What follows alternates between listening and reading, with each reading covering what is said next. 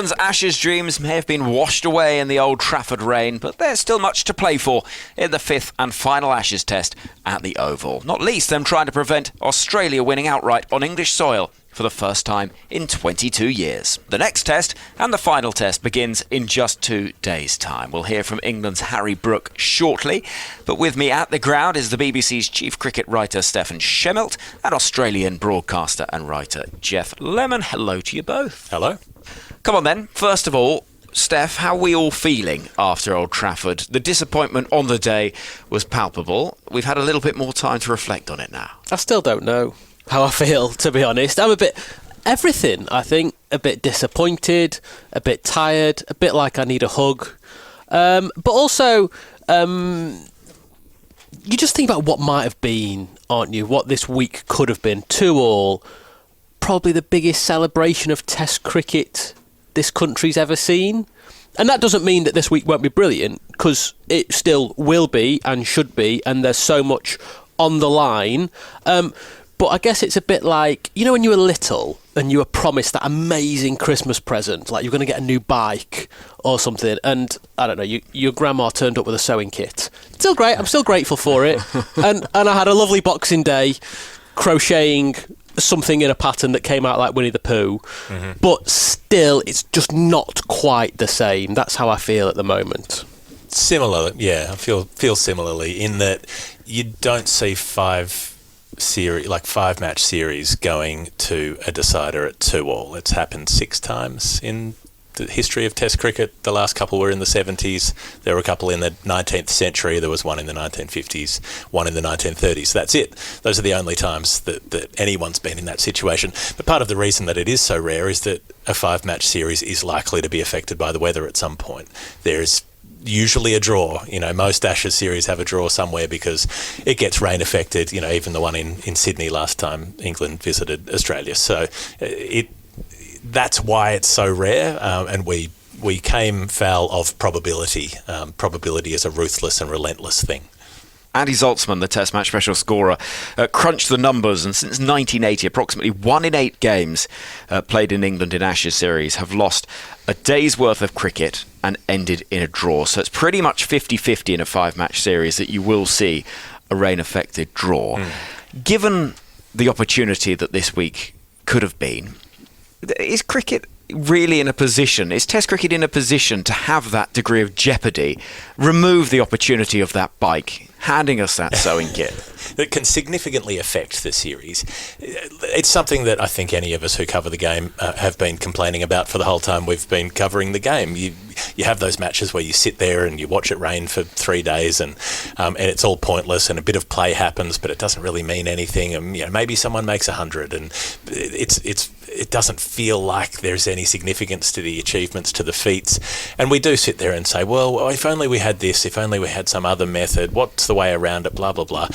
But things don't really work that way. You can have reserve days. If you could convince every board to factor in a reserve day, well, that adds a week to the series, that adds all the expense of keeping players for that extra period of time, and then maybe it rains on the reserve day anyway, who knows.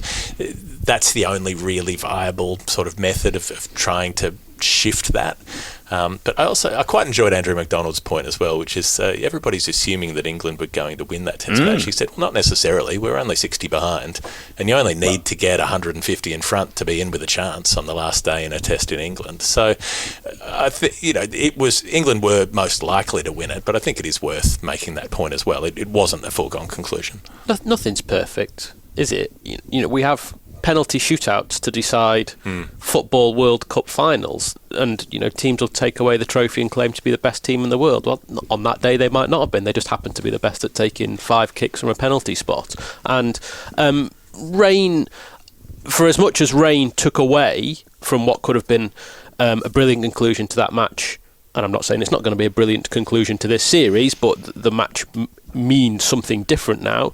It's also given us stuff before. If it hadn't rained in Cardiff in 2009, Monty Panesar, we wouldn't have had that Jimmy Anderson Monty Panesar finish. So what it gives with one hand, it takes away with another. I've got no problem with the way that Test cricket is played at the moment, with the provisions or lack of provision for rain.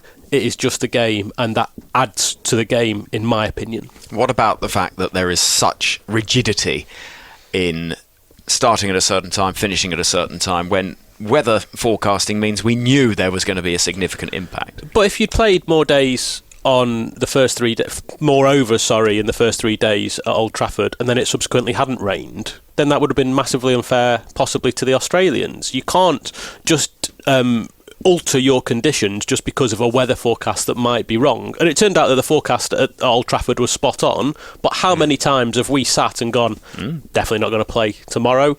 And they do. And which brings me to my point, Henry, actually, that you and I had a £10 bet at Old Trafford that there'll be no cricket played at all on Saturday. There was cricket played, and I still haven't seen my tenner. And you also had a bet with me that you never actually shook hands on, that you said England were going to win the game on Saturday afternoon. Exactly. So more power to me. There was a double or quits on the table that I didn't take. I'm still £10 up. Where's your cash? Jeff? I think what you say about forecasts is right. They are only an indication. On Friday we expected to get no play on Saturday and some play on Sunday. In the end that was the other way around.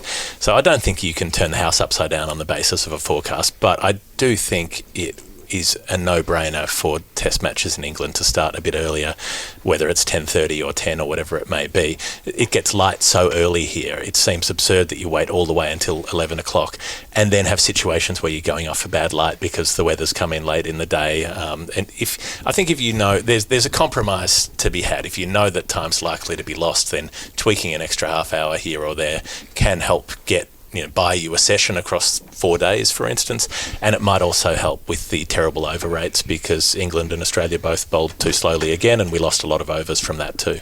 My overall concern in all of this, and there's been lots of dog's abuse from Australia towards a lot of people on this side of the planet who have said, oh, it's just sour grapes, all of this talk about changing how cricket's done. But I think the point that's slightly missed is that those of us that love Test cricket saw what this week could have been, and we speak about main eventers, sports fans that will follow the big events, and you can understand as somebody who's loved the Ashes, has watched all of it, sees the Old Trafford Test and think, well, why am I bothering with this ludicrous sport that has such a lack of flexibility, and cricket had such a chance?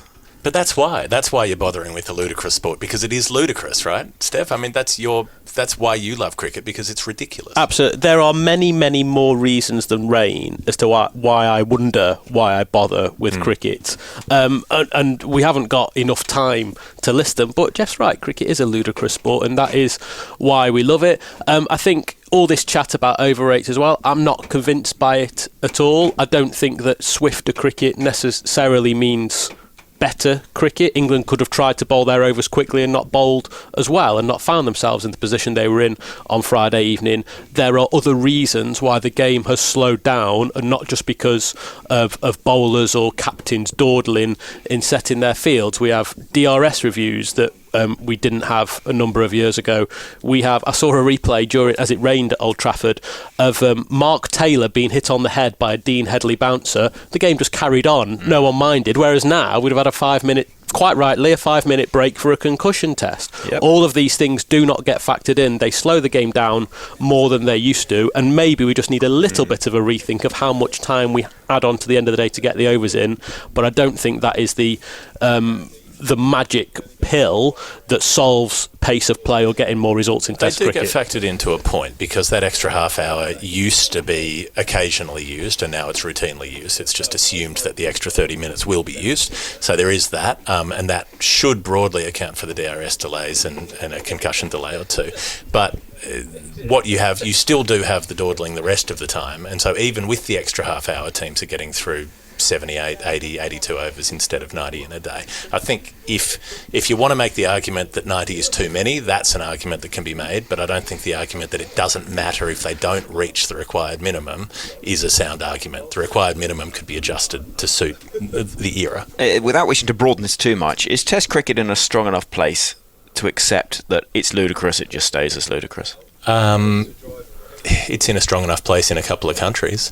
But the fact that Test cricket has an uncertain future has nothing to do with whether it's frustrating as a sport to follow. It has to do with the fact that it's chronically underfunded almost everywhere that plays cricket, because there are 3 countries that hoover up all the money and don't care about anyone else. And this was the first draw in 17 attempts that England have played in matches under Ben Stokes and Brendan McCullum, and now that is an extreme end of the scale because of the way that England play their cricket. But Jeff's right, the future of Test cricket is not threatened by results. By results, yeah, or its attitude to the elements or how quickly it gets through the action. It is threatened by the attitude towards looking after it in everywhere other than England, Australia and India. Right then. Okay. We could have talked about this all day easily, and we may yet. But England and Australia, respectively, how are they going to be feeling coming into this Test match? I think the Australians would have been pretty shaken after 3 days at Old Trafford, but maybe the rains helped them in giving them a couple of extra days where they weren't in the furnace. You know, they were able to take some time out, do some deep breathing, I don't know, get the shoes off and wander around on the grass, whatever it takes to try to calm things down a bit. And so by now they might be feeling a little more level, but I think a fair bit of it rests on what they do at the selection table. I think that will show us whether they're actually going into this 5th Test with a clear mind and the right sort of ideas about how to play cricket. That selection at Old Trafford looked all over the place. It looked backwards, sort of assembled upside down, and Andrew McDonald was not accepting after the game that there was anything wrong with that. It was totally fine. It was the right 11. It wasn't really, but they're not willing to back down from that. I think so much of this week hinges on how England bounce back from the disappointment of Old Trafford, because even if Australia had lost at Old Trafford, they still would have had the chance to do here what they said they came here to do, which is win the Ashes. Now, maybe they wouldn't have been in quite as good a place to do that because of what they went through there, but surely, whichever way you look at it, even if they are feeling like they didn't have their best week, which they have fully admitted, they know that they still got out there with the draw. They would have been buoyed by the fact that, all right, yeah, it did rain, we got our draw, we can't do anything about that, we're here and we've got the opportunity to do what we came to do. For England, they can't do what they wanted to do this summer, which is regain the Ashes. So how do they bounce back from that? The feeling, or what they are saying is, well, we still can draw this series 2-2. We don't want to give up that proud record of Australia not having won in this country since 2001. England haven't lost a Test series under Stokes and McCullum. And actually, they've done quite well in inverted commas, dead rubbers, even though this isn't a dead rubber, over the past couple of, since Stokes and McCullum took over. They did well against New Zealand at home. Last summer they did well in Pakistan when they'd already won the series, and they went on and won both of those series 3-0. A lot depends on how England approach this week. I'm expecting them to be up for it. The bigger question is, how weary are some of those ageing fast bowlers? Well, let's hear from inside the England camp. Earlier on today, I spoke to England batter Harry Brook and asked how the team were bearing up after the disappointment of Old Trafford. Obviously frustrated that we couldn't really do anything, but I feel like we were dominating the game in Manchester, and unfortunately the weather stopped us from having that dream, like I said. Has there been any conversation about declarations, that sort of thing, about what perhaps you could have done differently in the game? No, not really. I don't think we haven't really spoken about it much, to be honest. Obviously, we were all a bit frustrated and upset, really, but can't do anything about it now, and we've got to crack on and try and win this week. A lot of talk as well about whether cricket does enough to get the playing hours in. Joe Root said he wanted 90 overs in the day regardless. Is that something that, as a player, it's brought into focus by a game like Old Trafford? Do you think cricket does need to maybe just look at ways of ensuring as much play as possible is achieved? You can't do anything about the weather, can you? If it rained for 5 days, you can't just say, we'll play the next 5 days after that. So, obviously we've been stuck with bowling the amount of overs. We haven't been able to get them in. I probably agree a little bit with Rooty there that probably should potentially bowl 90 overs in the day. But it's been the same for however long the game's been played now. So I don't know how much you can change it, to be honest. But there's plenty to play for this week at the Oval. What's been the conversation from Ben and Brendan? We haven't spoken about it yet, to be honest. Ben's not even here today, so I'm sure he might say something tomorrow. And we're just going to go out there and try to play the same way we have done. And there's a test match to be won there, so yeah, we're going to go out there and try and take it to them again. Do you feel that having missed out on the chance of that, what looked like a heavy win at Old Trafford, there's that real incentive now to show what you can do as a side?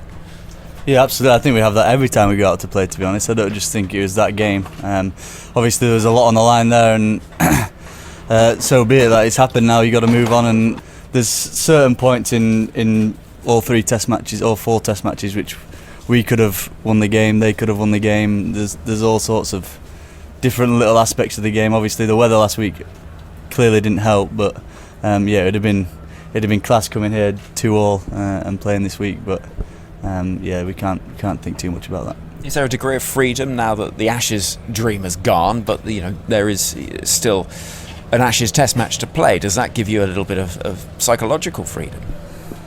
I think we have enough freedom as it is. I don't think we need much more. Well, Harry Brook, Jeff, following the mantra that we've heard from England all summer, which is we play with freedom, we go out there, we're going to try and entertain, it's another week and we get on with it. Just another cricket match, isn't it? That's been his mantra through the series, and he's grown into the series as well, Harry Brook. The innings at Headingley was incredibly influential. It seemed like that was an adjustment from that fairly mad play that he was employing at Lord's. He did change his approach a bit. He changed his approach further at Old Trafford.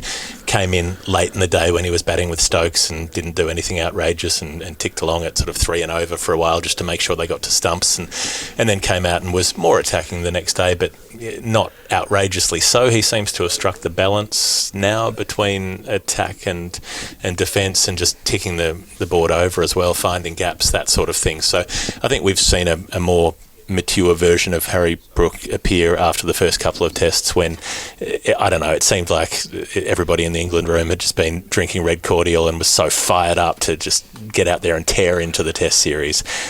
Maybe by the Oval this will be the kind of place where he can ton up and add that to the string of 50s that he's put together. I think Brook's almost the ideal personification, I think, of how England have altered their approach across this series, and I don't think they would necessarily admit it publicly to us, but we can see that, and I'm going to use the Bazball word, Bazball has been distilled over the course of these 4 matches. And I think back to the third morning at Lord's, when Ben Stokes was out second ball of the day, after he'd seen the way his team had batted the night before when they were going down in a haze of hook shots. He got out second ball, went and sat on the balcony on his own. There was only Brendan McCullum with him. No other players around him. Had a face like thunder. It was almost a very public showing of how, not displeased, but of how maybe he thought his team had got it wrong. Since then, the way England have played has been exceptional. They have known when to attack. They have known when to defend. They have known when to soak up pressure. I think we've seen the maturing of Bazball across this series. It was almost like at the start of the series they were drinking the cheap whiskey. Now they've stuck it in a cask for an extra few years, and you've got the real mature classic stuff that's come out. We really saw that in the way they played in the second half of the game at Headingley, because if you remember at the start of Headingley they were behind the game, and then in the way that they batted in the first innings at Old Trafford, or their only innings at Old Trafford. I asked sort of Travis Head earlier on if Australia had ever wondered during the past year, or certainly when they were going 2-0 up, what all the fuss was about with the way England play. If they ever looked at it and gone, we're not quite sure why this is so good, they'll know now after England racked up 592 at Old Trafford what it is all about. Gideon Hay, writing in the Australian newspaper, quite an interesting quote. He said, let's see what happens at the Oval, but there's a good argument that England will end this series a better team than when they began, and Australia a little poorer. Jeff? It's not the most unreasonable contention. I suppose Australia came into this summer looking at the World Test Championship final first. The Ashes was immediately post that. it was a strange situation where the supposedly biggest game, the one for the silverware, was also being treated as a warm-up for another series that's in the next World Test Championship cycle. And so that Australian team at this ground a couple of months ago looks incredibly high quality. You know, the way they came out and resisted when India were bowling well on the first morning, put a big score on the board, the quality of the bowling, all of it was there. Whether it's, I think people are talking about fatigue a lot. I'm not sure if fatigue is there is a big factor in terms of the matches that have been played, because Australia's bowlers haven't actually had to bowl that many overs compared to what you might usually. We've had short matches, we've had rain interruptions, we've had not that much actual play, and they've also changed over, they've switched up their bowling attacks here and there. Cummins is the only one who's played every match. But there might be something about just the mental exhaustion of being in the middle of a high stakes, high pressure, high attention, long tour for a period of time. This isn't ducking over to New Zealand for 3 weeks to play a couple of test matches. This is a couple of months that they've been here, some of them coming off the back of the IPL and coming off the India Test series before that as well. It's been a long, long period that these players have been away from home, and the spotlight gets very hot after a period of time. So I suppose that's the real question for Australia at the Oval, is whether that sort of mental fatigue is going to sap them enough that they won't be competitive in this last test, or whether they can rally one more time. I mean, they might arrive here thinking that they've been in a tumble dryer for 6 weeks, just spun around with that spotlight on the... Henry, you and I were there the day before the first test at Edgbaston, when Ben Stokes was speaking to Jonathan Agnew, and he got asked about the style and if it would be enough for England to win the Ashes. And he said, I hope so, but if not, oh well. And he sort of shrugged his shoulders, because that was the way that England were playing for so long. You've always talked about putting results at the bottom of the list of priorities. And I don't always think that they've communicated that point as clearly as it could be, because we hear lots of sports people and managers and coaches and players give that same message in a different way. I think what Stokes has always been trying to get at is if we play well, the result takes care of itself. You hear that a lot in lots of different sports. I think that shrug of the shoulders from Stokes would have been a lot harder to do when they found themselves 2-0 down, because that was the most extreme place England could have found themselves in this series.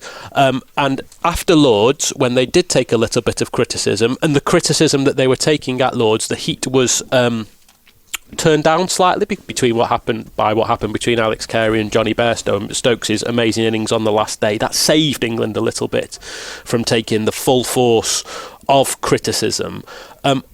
I think Stokes and the England team found themselves staring at a situation that, no matter how many times you say results don't matter or at the bottom of the list, they were looking at becoming the England team that had lost the Ashes 3-0 in 3 matches.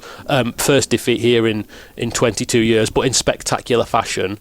And they have changed something, and they have realised how difficult Ashes cricket is, or how hard it is to win, and the way that you need to play in order to win these games. And since the Carey stumping, England have been the better side, and yet could still lose 3-1. It almost feels, Jeff, that England over the past 14 months prior to this Ashes series, the car was so fast that in every race it didn't matter if a few bits fell off it on its way through, it was always going to win. And now they're up against a far higher quality opponent, and they've had to really refine those elements. And we've almost seen that process happening as we've gone through the series. I think there's something to that, particularly in terms of the quality of fast bowling that they were facing across the first couple of test matches. And yet they were still able, England, to bring out a lot of attacking batting. They were still able to rack up a couple of big scores. But, I mean, their second innings at Lord's is really a Hail Mary kind of score. It all rests on Stokes doing one of the ridiculous things that Stokes has done across his career. And it's such a high-risk sort of style of play to say, I'm going to try to hook a 6 every over and hopefully we'll make 250 runs and knock off the deficit. I mean, he got a lot closer than anybody else probably would have done if they tried the same method. So there has been something to do with the degree of quality, but then that's what we've seen starting to dip over the course of this series. I'd look at someone like Alex Carey, who made really important runs down the order in the World Test Championship final, across the first couple of test matches in the Ashes series, and then has started to decline. The returns from Usman Khawaja have started to decline. Steve Smith hasn't had a great series aside from that one innings where he makes 100 at Lords. Is that because he doesn't sleep? It's a genuine genuinely question. think this is a factor. Yeah, I mean, I've written this before and said this before that you watch Steve Smith over the course of any lengthy series that he's played, and he does taper off towards the end of it much more dramatically than others might. He had such high standards that you notice when he starts to slip, and I think it is to do with the fact that the level of mental intensity that he operates at, but also that, like he speaks about, he finds it really hard to sleep during Test matches. And also the fact that he's been here for longer than all the other Australian players because he was playing for Sussex. Yep. Truncated nature of the series and the high intensity of it. I think there's something to that. I doubt that he was struggling to sleep when he was playing for Sussex, but apart from the umpiring decisions he was getting in the county championship. But once he got into the Ashes series, that's probably the way things go. That's the way that his mind works. So can you sustain that for weeks and weeks at a time without it affecting your concentration, your hand-eye coordination in a sport where split-second responses are what you float or sink on? But the England improvement as well that we're talking about, this sort of distillation, the maturity of their style, it's also happened by accident in terms of, if you think what's happened to their team, and the thing we were most concerned about before the start of this series was the state of Ben Stokes' knee and if he'd be able to bowl and how the team would be balanced if he can't bowl. Well, he barely has bowled, and realistically, the injuries to Jack Leach and Ollie Pope weirdly balanced England's team out. Moeen Ali had to go up to number 3. I know that wasn't their first choice, but Moeen came into the side as a spin bowling all-rounder. Then that allowed England to get an extra bowling all-rounder in Chris Wokes into the team. Then all of a sudden England have got all their bases covered, albeit by also picking Johnny Bairstow, who's not their best wicketkeeper, which is a debate that's been had long and hard. But the fact is, you can't get folks into a team and pick Moeen and pick 4 other seamers when Stokes can't bowl. The point I'm making is this all happened a little bit by accident for England, the necessity of picking Moeen. Then when Pope got injured, they had the opportunity to reconfigure their team to get 5 bowlers into it. So they have had a little bit of, I don't think luck's the right word, but they were able to turn a negative into a positive. What about team selection for this final Test match? Because there's all sorts of talk about what England are going to do with their bowlers. Jimmy Anderson, where does sentimentality come into everything? Australia, similarly, David Warner, because both ends of the scale, you've got players that unquestionably are beyond the peaks of their powers and are going to be looking towards the conclusion of their Test careers. We know about David Warner saying the early part of next year. Jimmy Anderson we don't know about. Well, yeah, Anderson hasn't given any indication, and fair enough. Why would he if he thinks that he's still able to operate at this level? It's the tightrope that you walk when you are seen as a player who's close to the end. Then a couple of bad performances are enough to have people write you off, whereas through the middle of your career you could have a couple of bad Test matches and that doesn't mean a lot. I think Anderson still bowled well. He's still looked effective in terms of keeping runs down. He hasn't hoovered up wickets in the series, but maybe he's helped other players take wickets. It's the way Australia play him, isn't it? And they've done it in each of the last 2 Ashes series in Australia. They make it very clear that they're going to sit on Anderson. They're going to give him absolutely nothing. He goes for almost no runs. I think he's got the best economy rate of any bowler in the series, but he's got the worst strike rate and average, I think. I'd have to check that. But that is the way Australia... They just don't play his game. They don't get sucked into playing shots against Jimmy Anderson. And that is why his record... I think he's only taken 4 wickets across the whole series. I think if Anderson is fit, I think he plays here at the Oval. England have made a bit of a habit of naming their team 2 days out across the series. They're not doing it today, mainly because Ben Stokes isn't here. So they're not doing that just yet. The word we're hearing is that all the bowlers are going to be okay and up for selection. If that is the case, England have got a big decision to make over leaving out one of Anderson or Ollie Robinson, who would have both been first choices at the start of this series. The only way I can see that both of those get in if England decide it's probably a match too far for Stuart Broad, but Broad will be itching to play because he's played every test match so far this summer. If Anderson is fit and England leave him out, that is massive, because you are effectively leaving out your attack leader, your leading wicket taker of all time, for a huge test match when you could be levelling the Ashes.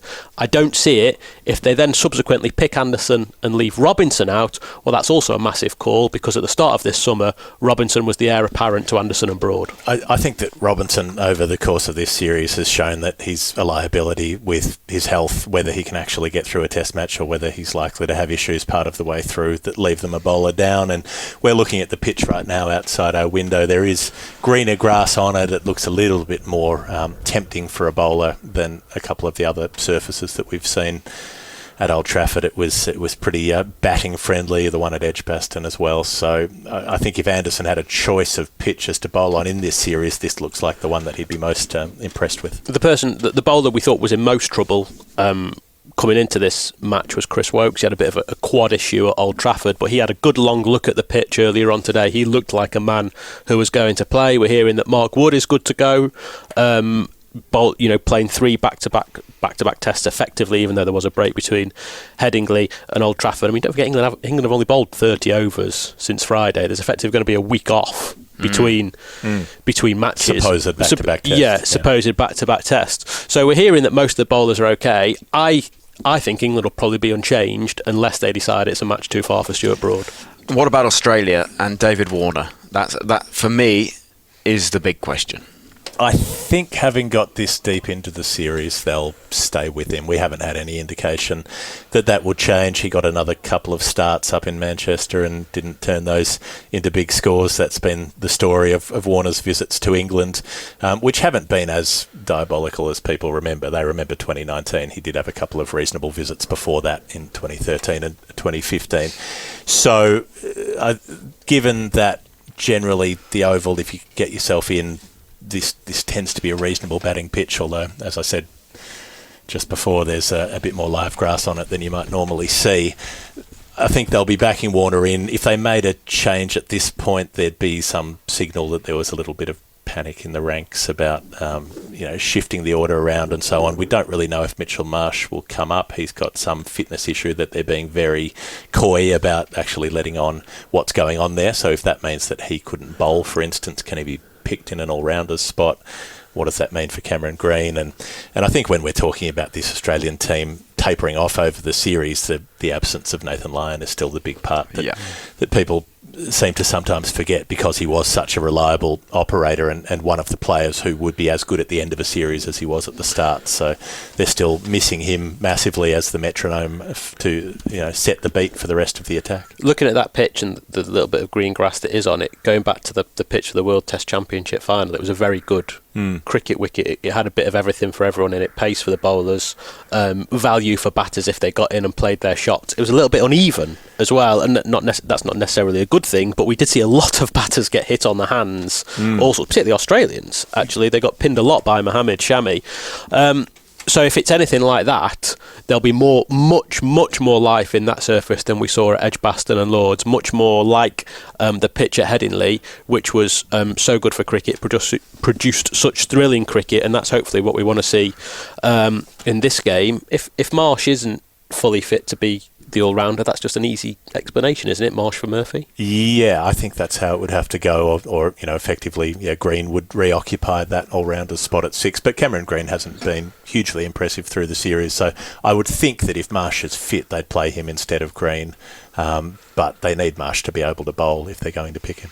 What about Australia's aspiration of winning here outright for the first time since 2001, and doing so without Nathan Lyon for the vast majority of this series? It would be a phenomenal achievement. It would be a huge achievement, and I think if they don't achieve that, they will go home feeling pretty sorry for themselves. If they give up a 2-0 lead and it ends up being 2-2, and they know that they've been thrashed around the place in Manchester and got away with the draw there, that would be it would feel like a failure from that point. It would feel like they'd blown what was an extremely good opportunity to wrap up a series win here. So I don't think there'll be any shortage of motivation from Australia to get that. It's just, as we said, whether that mental fatigue takes a toll or whether they're able to rally.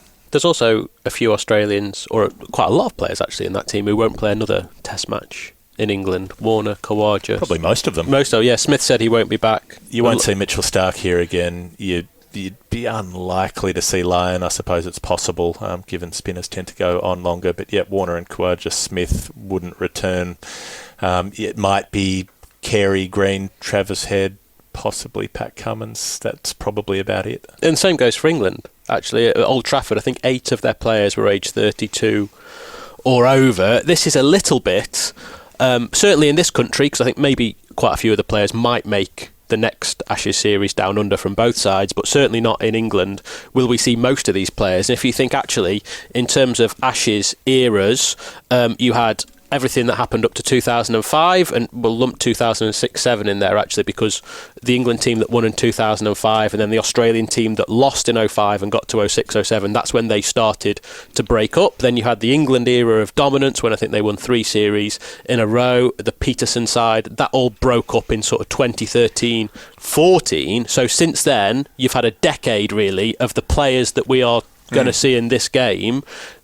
It's been 10 years of Ashes cricket essentially in these 2 11s, and we won't see them play against each other after this game. It's a really good point. Looking through the 2 squads from the 2013 Ashes, so 10 years ago, you've got James Anderson, Johnny Bairstow, Stuart Broad, Joe Root part of it, Chris Wokes for Australia, there's Usman Khawaja, Nathan Lyon, Mitchell Starc, David Warner. I mean, these guys, Steve Smith, these guys that have been absolute mainstays of this rivalry, and it is the end of an era. It's been such an extensive period of time. You know, I was surprised when I was reading up a couple of the 2013 scorecards that Johnny Bairstow was there. I barely remember him playing in that series, but he was there batting at number 6 through 4 of the Test matches. You know, Mitchell Starc was prominent in terms of how he was dropped and brought back in throughout that series. You know, as the young gun at that point in time. I mean, he probably has a couple more years in him, but he's not going to be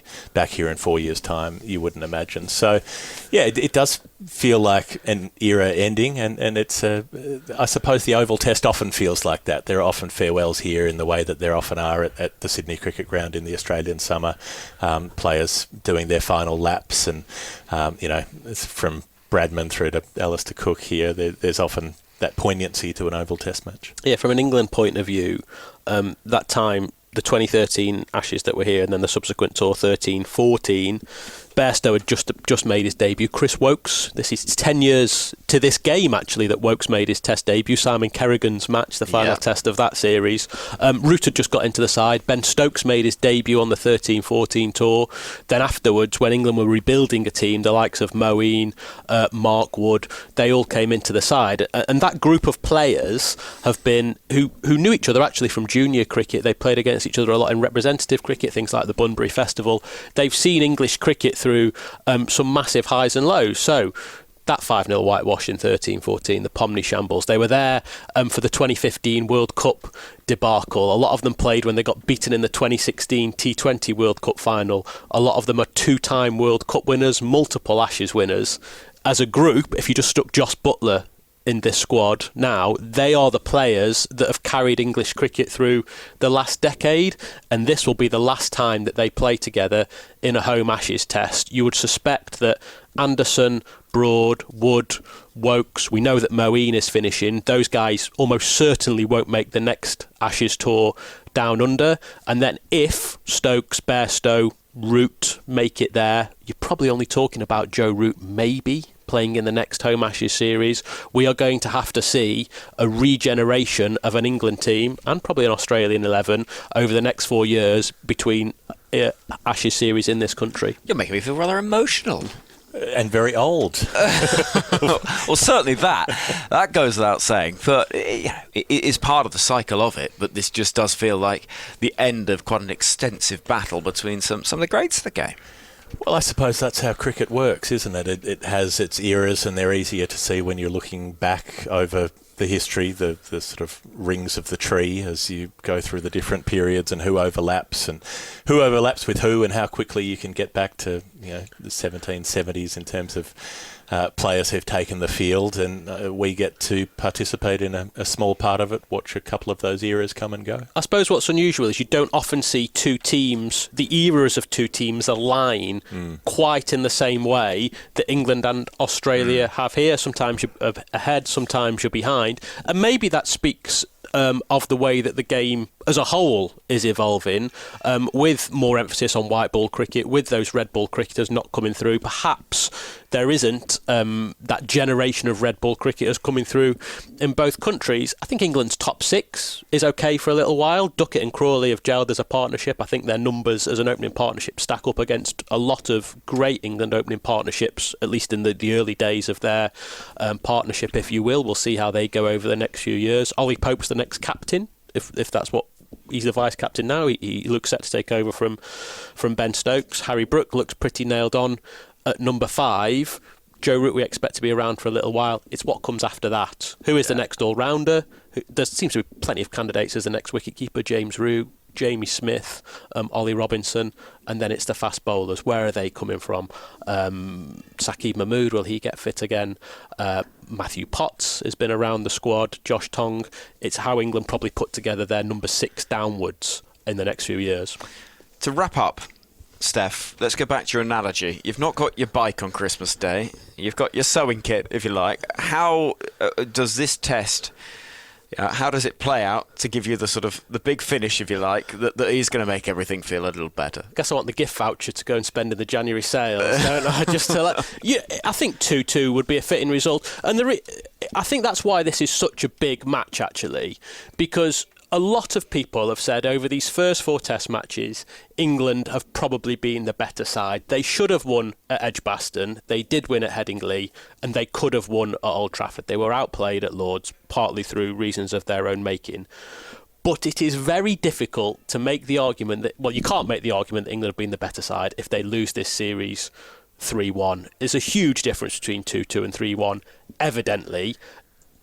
Sitting here right now, looking at the last 4 Test matches, 3-1 would feel like an injustice.